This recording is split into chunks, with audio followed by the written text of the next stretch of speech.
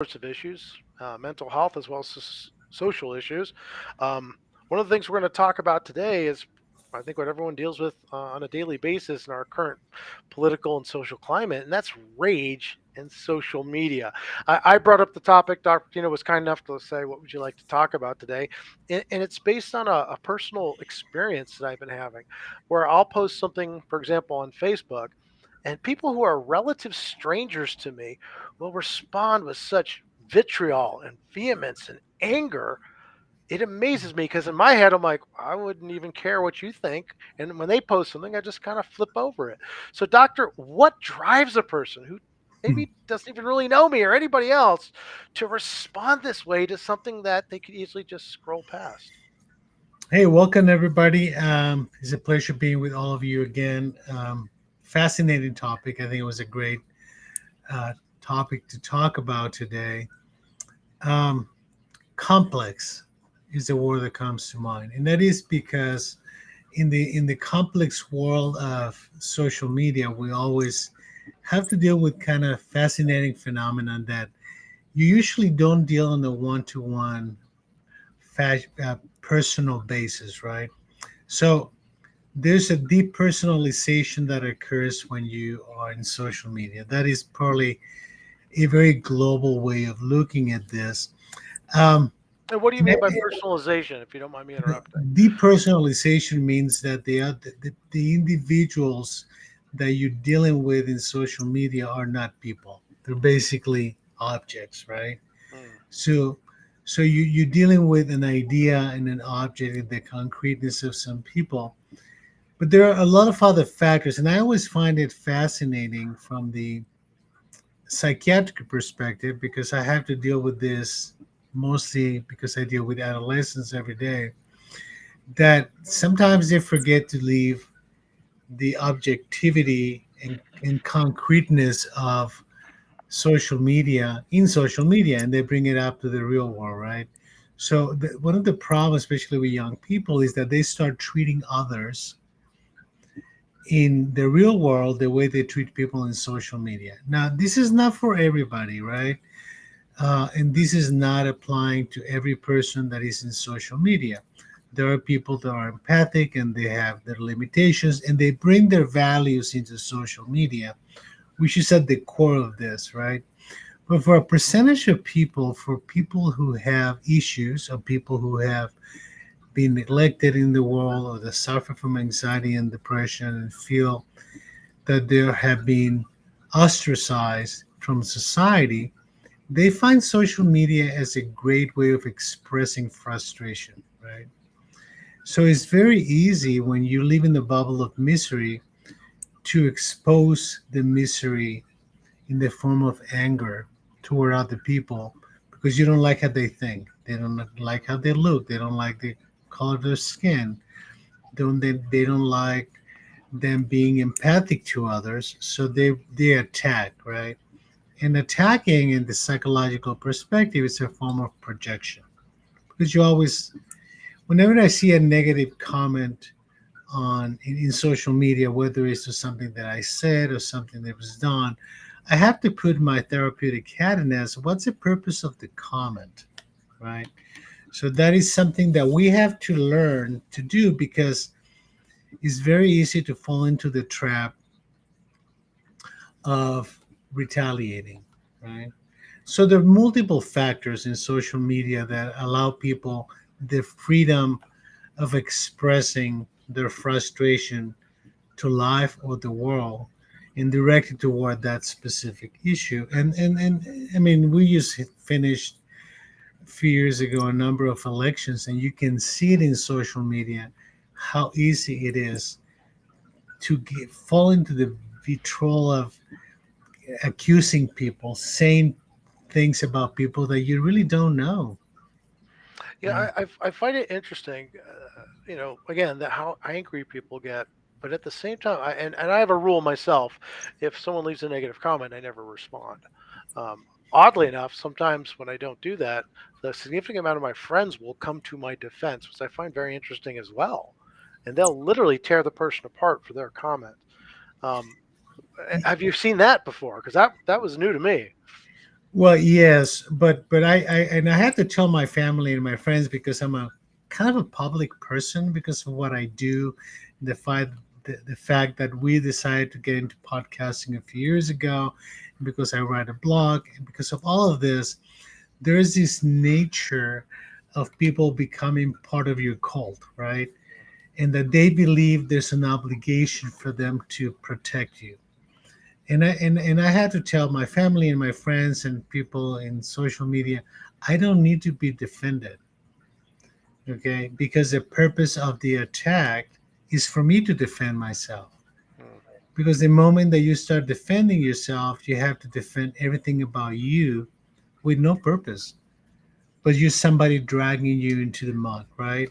So there's this need of people who are suffering and who are anxious and depressed and angry at life and the world to drag you into their bubble of misery and to have an argument about something they know a lot about, which is misery, right?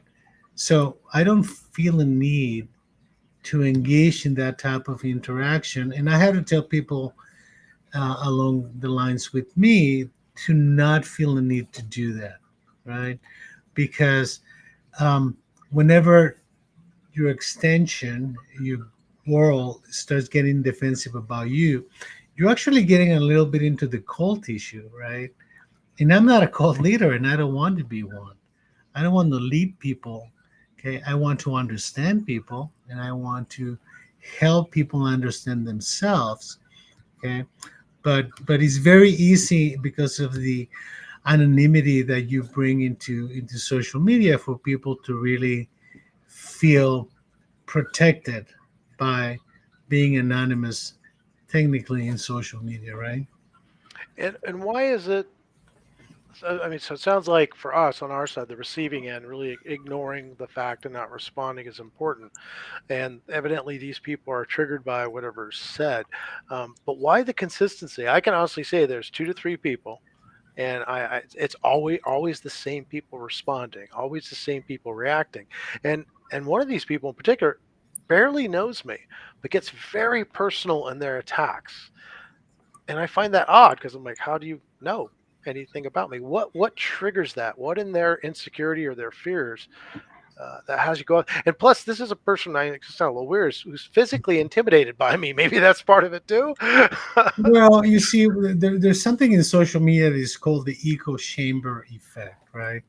The echo chamber effect is that whatever you're saying is questioning somebody else's values or worldview, right? And by you saying it, you become a threat. And when you become a threat, you have to be destroyed. We see that a lot in politics, right? That they don't want to be challenged, and then they don't want you to be expressing an opinion that is different of theirs, because that creates a lot of insecurity in their little world. So it is important to understand that you put your ideas in social media or your comments or your criticism or whatever you do reflecting the way you think, not the way that you expect people to think, Mhm. right? But people who are feeling insecure, they feel that you're trying to contaminate their view of the world, right? So And they then, so they're taking those comments personally, is what you're saying. absolutely, they perceive your comments as a criticism of the way they see the world, or as a rejection of their political views, whatever it is. And aggression becomes the most typical way of trying to silence you. I mean, we see it in the political world nowadays with some people feeling very comfortable threatening others, right? Mm. I mean, not just threatening that person, but threatening their families and threatening their kids. And we're seeing it now because they feel emboldened by cultism to some degree. So what we have to try to do is to try to stay away from for pretending to want our ideas to be a cult. Mm. But again, I still trying to get my head around this. I read things every day on social media, posted by these people as well, that I don't believe in, don't agree with. Some might, maybe again spikes a little bit of emotion, but I never feel the need to respond. I just read it and go, okay, that's that person's opinion, and move on with my life. Are they taking, and again, being in particular my words or whomever else's words, so personally? Because I think it's going to sound kind of arrogant to me. It's like, I don't give a darn what they think. Why would they be so, have such an issue with the way I think? Just let it go.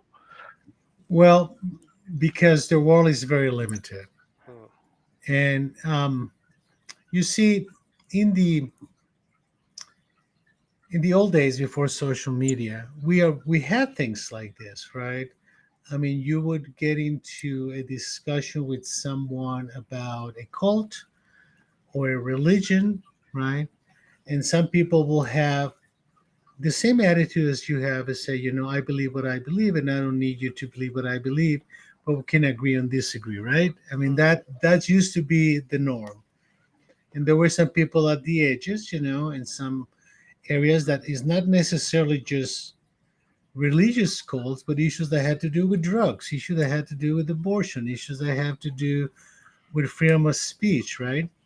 In which you will have an agreement to disagree. But there were few people that would really have a need to argue with you and try to convince you that the way of seeing the world, okay, was the right way. That their worldview was unique, and they would not be satisfied unless you change your mind. Hmm. You remember that? I mean, we all dealt with those things. Yeah, but it was like you said, it was few and far between. I mean, yeah, that was the, we used to say it was the wackos who wouldn't accept your stuff. Now it seems to be a lot of people, right?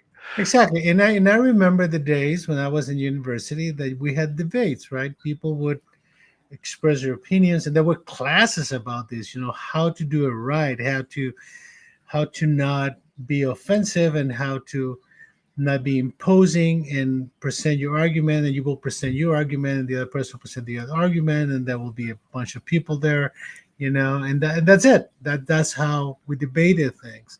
Now you don't debate, you either Mhm. convince or else. So people that felt the need to have that power of convincing you, okay, of the existence of God, of convincing you of the existence of the devil, of convince you that abortion is a sin, right? We had those people that were protesting outside of abortion clinics, right? Mhm. And that you will stand up in front of them and have an argument. It wouldn't be much different than what happens in social media, but it was contained, it was limited, right? And we had certain values in terms of communication, right? So it was okay for us to walk away. These people are now in social media, right? And social media gives them anonymity, it gives them a platform, right? And then it gives them a number of people that think the way they think. So social media in certain areas has become cultish, right? So it becomes difficult. So most of us who have dealt with these issues, we walk away because there's no purpose except their purpose. And the purpose is to prove that you're wrong. And the only way they can prove you're wrong is by arguing with you and by being loud and being aggressive. So we have to take a step back, and we need to go back to the times when we agree to disagree, right? But now in social media, there are people that have rage, right? And they have rage for a number of reasons. Some of them are political, some of them, as we talked last week, about protecting their race. Some of them have to do with becoming or having serious mental problems, right? Mhm. People who are depressed, people who are anxious, people who are schizophrenic, people with serious personality problems. They all of a sudden have a way of expressing their emotions, right? And some of these people are potentially danger to themselves because they're expecting you to recognize their pain without telling you that they're in pain, okay? By arguing with you. So one of the things that we do a lot in my field, which is psychology, psychiatry, is to facilitate self-awareness. Because the only way that this can be dialed down is by the people who are doing it to become more self-aware of their purpose and the unconscious motivations to do what they do. And how does one do that? So I'm at a dinner table or even on social media. I'm getting assaulted verbally or whomever. How does one, especially the layman, not a trained professional, engage in that kind of activity?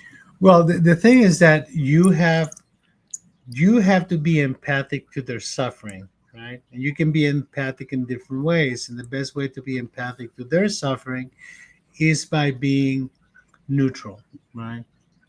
So, in a way, you have to allow yourself to be a punching bag without punching them back, right?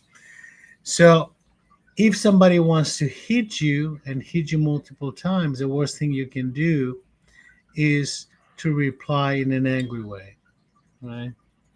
I mean, if you are going to reply, you should reply with things like, I understand this must be difficult for you, right? Mhm. I hear you and I understand your point of view, even though I don't agree with it, right? Because what you're trying to do is to trying to help them understand that you're willing to listen. Okay.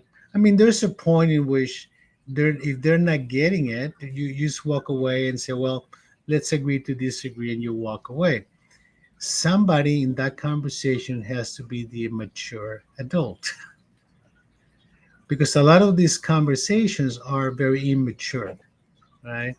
So if you really think about it, it's like you, an adult, well balanced, trying to have a conversation with a disturbed, immature 12-year-old boy, who wants to get out of the house or else. You say, well, you don't have the power to contain him, but you can listen, right? And you're not going to convince to change the rules of getting out of the house because the kid's angry or the kid's frustrated, right? Now, the worst thing you can do is just to tell this person on the other side of the conversation, stop being an immature child. Mm. That's not empathic. That's not understanding, right? So I kind of telling you how to go about doing it, when to stop, and what not to do, right?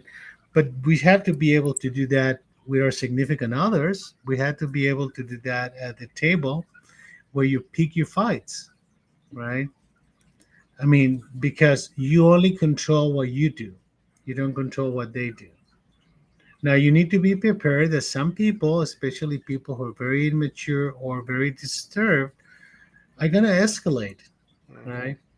Because your neutrality is very threatening to them. It's making them feel inadequate, right? So it's very important to help the other individual be self-aware of their anger. Okay, I mean, if you're in a one-to-one situation, there's nothing wrong with saying, maybe we shouldn't continue this conversation because you're getting very upset. And then they're going to yell at you that they're not upset.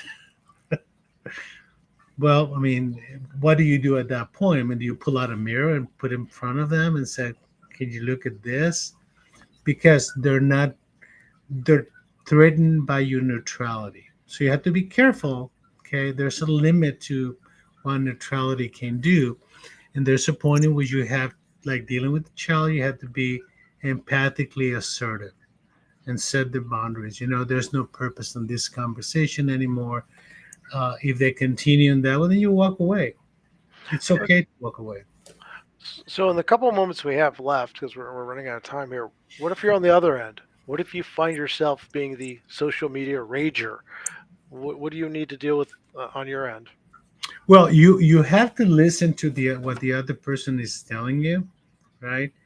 And then stop looking for fights, right? You really, I always tell people, including my family, whenever you're going to reply to a social media post, the first question that have to ask you is, what is my purpose? I mean, you always have to have that word in the back of your mind, that phrase in the back of your mind to decide if you want to engage or not. And I have to tell you, sometimes I see certain posts that I feel like, gosh, I'm going to attack that person, right? Then I have to say, what is the purpose? Okay. So you're not gonna see me replying to many posts, okay, in general. Yeah, I'm the same way. I very rarely do. And when I Because do, it's usually a positive, or I won't respond at all. yeah, and I put hearts and smiley faces, things like that. But I have had to train myself to not get into questioning people's ideas or motives unless there's a purpose for me. Okay. And if I'm going to respond, the purpose is probably going to be growth, right? What is it in this conversation that at the end we're both going to end up better people? How much are we going to grow because of it? And that becomes terribly important. So it's not rocket science. You just have to have the words for you, right? You have to recognize you. You have to recognize your anger. You have to say, what is the purpose, my purpose of replying to this? You know, I have to tell you, I have a lot of fun in social media with my family and my friends because we just joke around, right?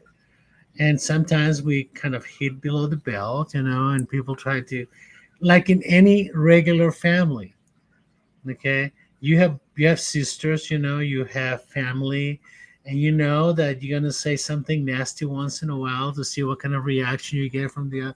That is normal, right? But now we're taking that because we're anonymous.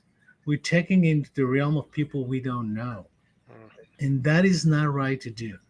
Okay, we have a social construct within the family that allow us to be the worst we can be,